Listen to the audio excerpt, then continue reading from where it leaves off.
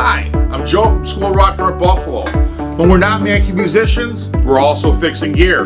So if you have a guitar or bass in need of love, if you need new strings, please bring it in. We'll be more than happy to help you. So not only do we do instruction and performance-based music, we also fix gear. So please bring it down to 9310 Trends Road, East Amherst, or you can give me a call at 716-317-7625. Again, Swill, Rockin North Buffalo. We make musicians and we fix your gear.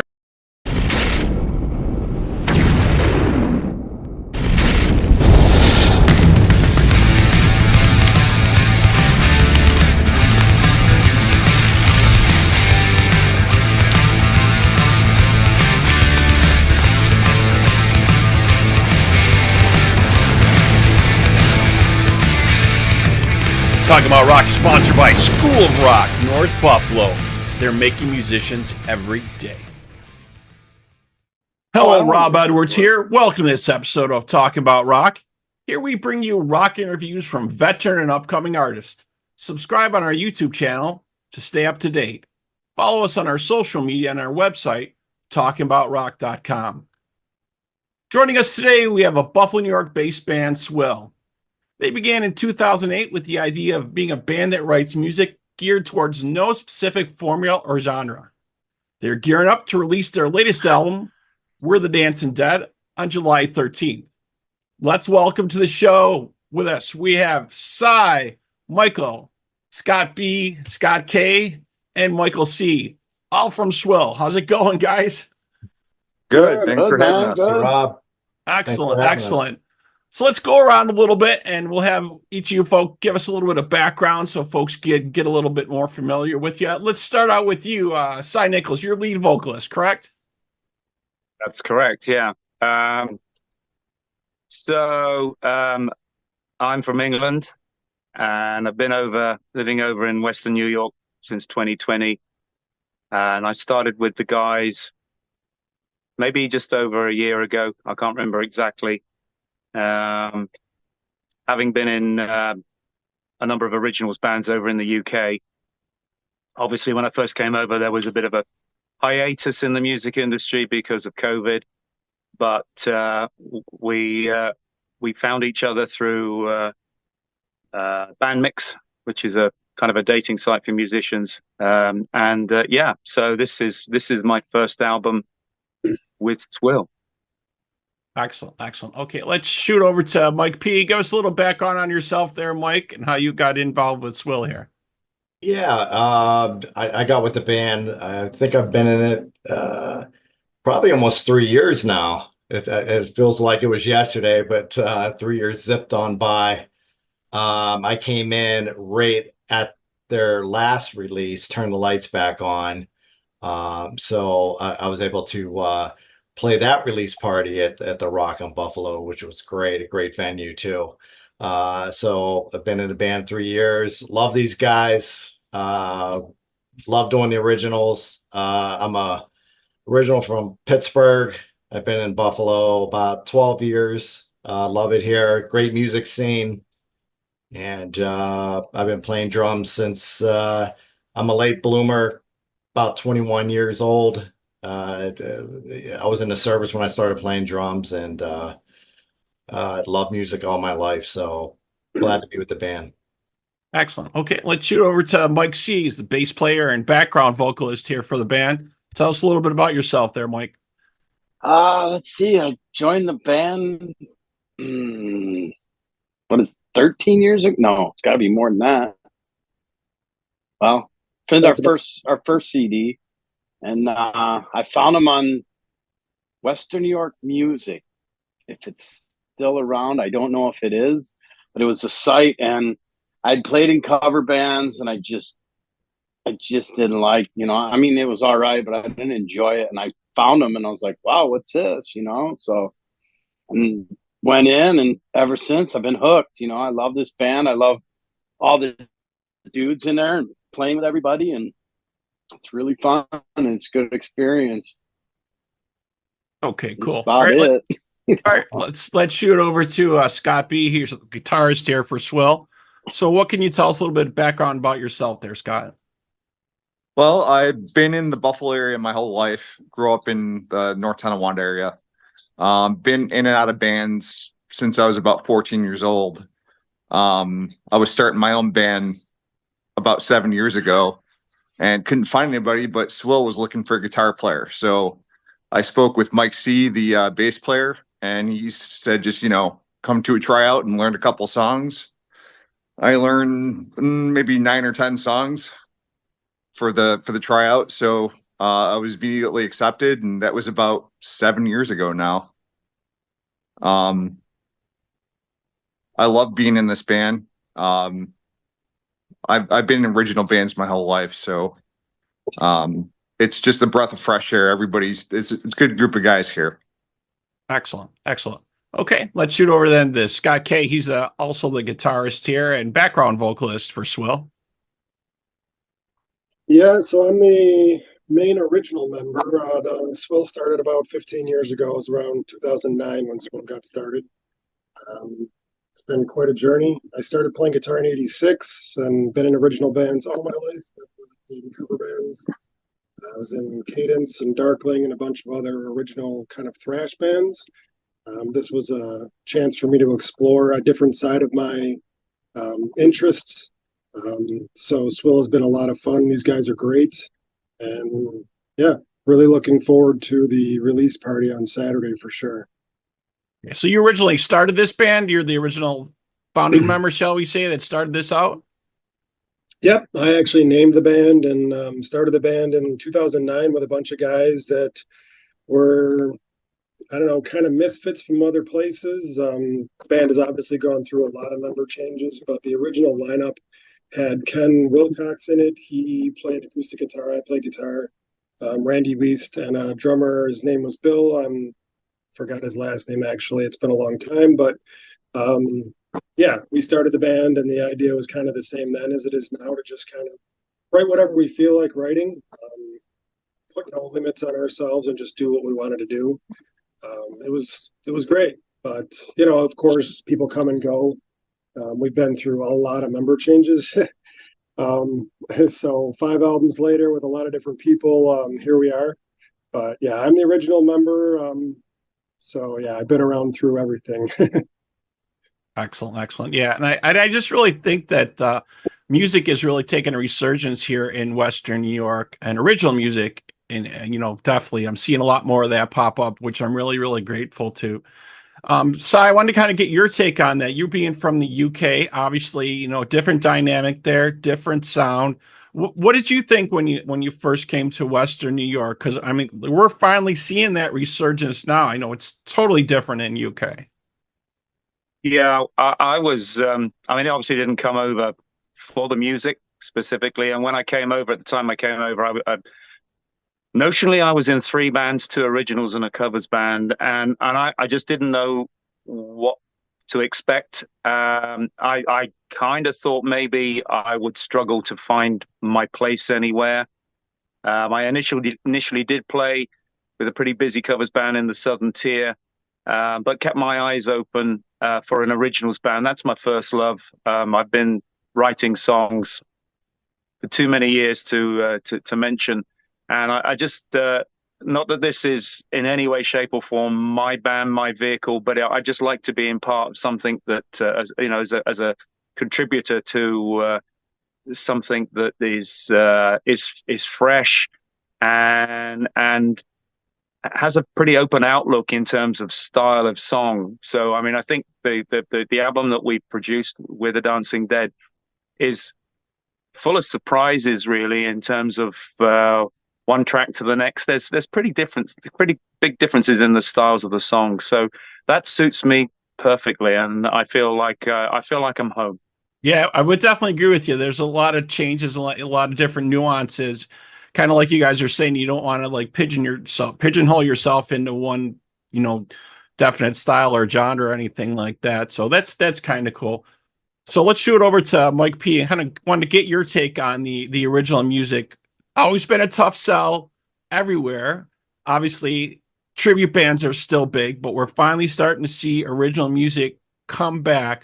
Do you think people are more open to that now? It's getting to be more accepted now? I personally, I think so. I think people are open. They want to hear some new stuff. They want to hear new styles. There are a lot of cover bands. I play in a cover band myself on the side, The Strangers, and I do enjoy that. I do play in covers, going places and playing covers because most places want you to play covers. But I Right. think more venues now are opening up to having original bands, which is a huge plus for Western New York. I mean, there's so many great bands here. Um, I think I think, like I said, more more places and more people are being accepted of it. And again, we're really excited about what we're gonna show the Rockin' Buffalo on Saturday. We're really proud of this release and looking forward to it. Yeah, definitely going to be a very, very cool show. So let's shoot over to Scott K there. So you're the original guitarist here. What is your influences, a little bit of background or some of the music or some of the sounds that you kind of influenced you playing guitar and maybe even on some of the tracks here? Yeah, I mean, I guess I started playing guitar in '86, so the height of I guess maybe the hair metal stuff was coming in big, and thrash. My earliest influence on the guitar was Eddie Van Halen and Carlos Cavazo from Quiet Riot. But so all that kind of influenced me early. But I've liked everything from '80s synth pop and the Beatles and just too many things to list. And I kind of wanted Swill to incorporate all of that. The thing that I started to get away from thrash and everything from my early bands because I felt like it was just a little limiting for what I really wanted to do. I really like chord structures and being able to do harmonies and background vocals that are, interesting and just trying different things. And Swill incorporates all of that, especially this new album. I feel like We're the Dancing Dead really encapsulates everything that I've always wanted Swill to be, which is, that there are no limits and we can really explore anything at all that we want to explore. So this album, you can hear things that are kind of a little metal, kind of a little punk, kind of a little classic rock, kind of a little, maybe disco. This album really goes in a lot of different directions and it's very exciting for me. Yeah, I would definitely agree with you on that. I wasn't sure what to expect when I'm looking at the artwork, and I thought it was maybe going to lean more toward a harder core, harder edge. But there's, like you were saying, there's all different elements here going on, which is kind of cool. So everybody has a little something on there that they would like, definitely. So let's go over to Scott B. Give us a little bit of background, maybe on some of your influences in guitar playing and stuff, and maybe some of the stuff that added to the tracks on this. Sure. Well, right around 8 years old, my dad passed. So my first instinct was to pick up the guitar and try to learn how to play that. So I'm self-taught.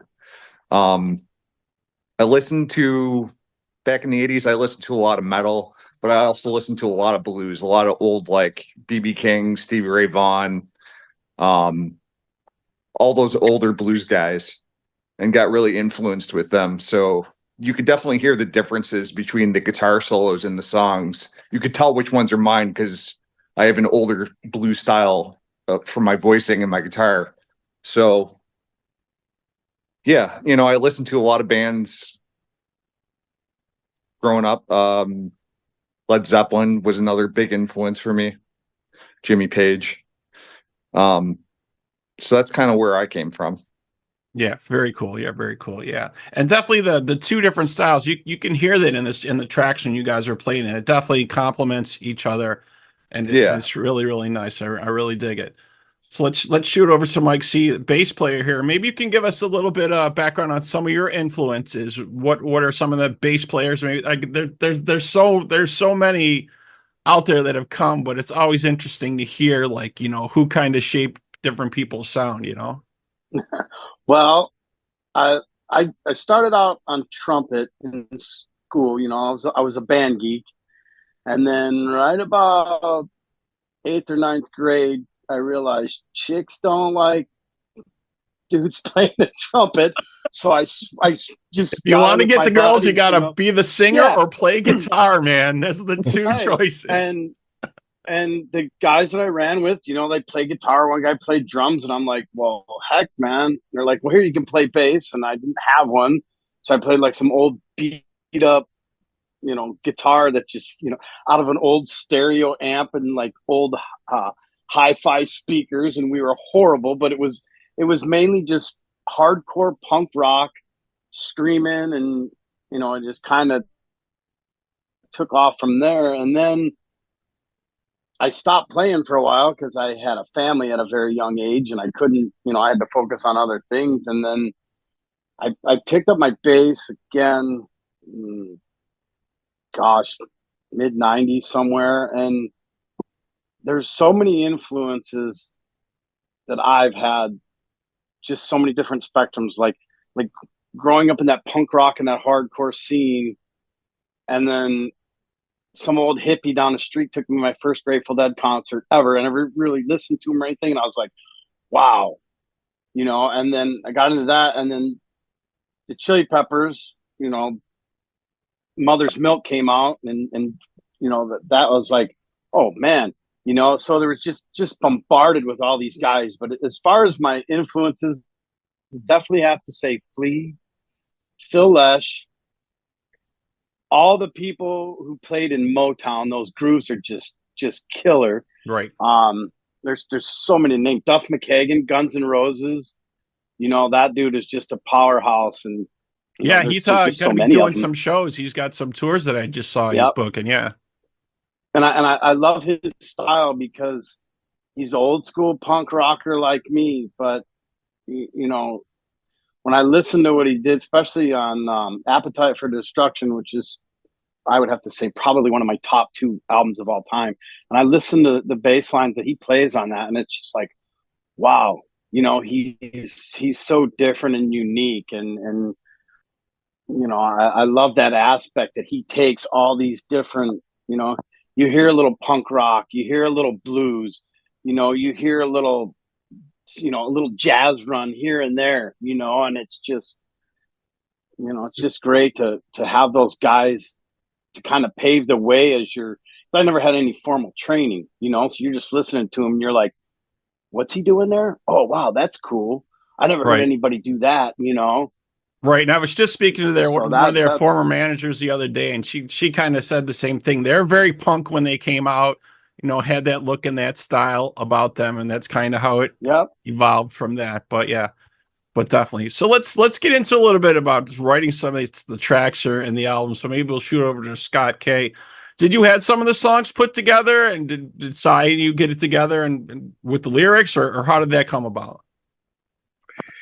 Yeah, this album was interesting. We had quite a few, not quite a few. We had a few of these songs written prior to Cy joining, and we were working on them. A couple of them were ideas I brought, and a couple of them that were written kind of at practice, and they developed from there. The song "Cold" was written almost entirely vocals, lyrics, and everything before Cy joined, but for the most part. Everything was kind of written really when Cy joined. We really shifted into overdrive and really started to push. Cy wrote the song "Demons." That's a song that he had written in the past, and we adapted it from basically what he had as an idea for the song. But everything else was kind of written by the group at practice, and just kind of developed as we went. Yeah, it was a very, very collaborative effort, this album. That's always good to hear. I love when bands are always working together, and it's definitely, you can definitely hear that through the music when everybody adds different parts to that. And you guys, so the latest track you guys are out right now, "Anxiety." I don't know if you want to speak to a little bit about that, or Cy does, or whatever, but tell us about that's the latest track you guys got out before your release is coming out this weekend.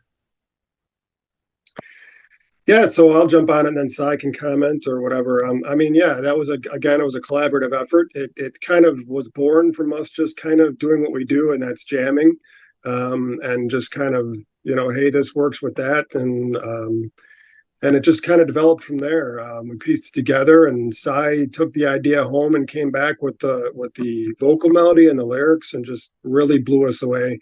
And I think immediately we knew, like, this is our first single right here. Is that your take on it as well, Si? Yeah, pretty much. It was a song that had been jammed in our rehearsal sessions for quite a bit, and it was one of those songs that didn't immediately click with me. But my attitude towards the way that I write and put the vocal melody together is that what I try and do, if possible, is kind of act as a counter to what the guys are doing. So it's almost like question and answer in terms of the music. That may not be the best description for it, but I toyed with a number of different melodies. I got the lyrics down. It's kind of a different process, but it was actually the vocal melody that I wanted to get the phrasing of it in such a way that it kind of, for that particular track, I kind of wanted the vocal phrasing and that to represent the topic, which was about anxiety, which just seems to be such a huge topic in the world for everybody. And I just wanted to write something that kind of resonates with a lot of people. Yeah, I think you've definitely captured that on there. Very, very cool track. And another one of my favorite tracks on here actually is Two Trains Racing. I really like that track a lot. When you guys are doing that, I don't know who wants to speak to that or jump in and tell us a little bit about that, but I thought it was a really cool groove, and I was thinking maybe that could be your second single, but you guys are dropping the whole thing. But who wants to give us a little bit of background on Two Trains Racing there? I think I'll chime in a little bit about it. I think that started as a jam too. Like most of our songs, like Scott would come in with a riff. We'd all just come in and start jamming before we actually really dive into practice. It's really cool how we create some of these things, And I think Two Trains, it was kind of a working title. We didn't even have the idea of calling it that. I'm pretty sure. Like a lot of the songs, we had like different names for it. It stuck. And as we moved on with the song, with the train, it sounds like the train with the snare, like that one breakdown and a snare drum. It just kind of flowed into that. It was really cool how it formed. And personally, it's one of my favorites. I love that song. I think it really represents the band well, like in our different influences, and one of my favorites.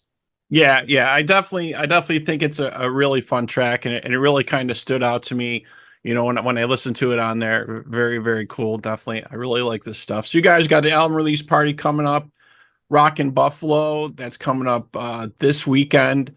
Is there any opener? It's just you guys playing there, right? Is that correct? No, we got an opener. It's let's see, Lefty and Carl. Yeah. Lefty and Carl, and it's a 3-piece band. I know the guitar player because I was in a band with him. He's a really good friend of mine, and I actually stumbled upon them by accident at the South Buffalo Porch Fest, and I was like, "Oh, there he is," and they sound really good, and they have some good originals. So I'm looking forward to hearing them, and should be a good time. And Rockin' Buffalo is kind of like our home, like it's where we do our best business, I'd say, as far as the show. And for me, anyways, it's probably the most fun place I have. Yeah, definitely. Yep. And it's probably my funnest place to play. Yeah, you were going to say something, Scott, also? Yeah, we've actually done all 5 CD release parties at the Rockin' Buffalo. So Mike Shearer is great, takes great care of us. He's got great staff. That place is amazing, and we're super excited to have this album release party there too. Yeah, they always seem to have very cool bands there, and it's packed a lot of times on the weekends. They have car shows and all kinds of other events. They got their rock and roll camp coming up next week. I'll be out there with about 8 or 12 bands. I don't know how many he's got going on this year, but a lot of cool stuff happening in that. So that should be a lot of fun. So yeah, very, very cool. So if folks want to get a copy of the new album, are you guys going to have them there, or should they get them online? Scott, can you tell us, or somebody else, can you tell us what's the best way to go about getting it? Yeah, we're going to have them available at the show on Saturday. We have two options, actually. You can buy the CD. We're also going to have a USB flash drive that's available too. And it's an interesting little flash drive because it's in the shape of a cassette. So it's really old school looking. Yeah, which you guys were kind enough to give me a copy of. And I'll tell you, this is a really nifty thing. So when I opened it, I wasn't sure what to expect because I'm old school. So I'm like, oh, cassette, they're doing a cassette too. And some people are releasing cassettes as well now, right?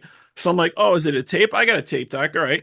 And they look and you slide it out and there's a USB drive in there. And I'm like, oh, that's nifty. If I could just pop it off, that'd be cool. But this is a really, I haven't seen this yet. I don't know if anybody else is doing this yet. This kind of thing. We could be pioneers. Right?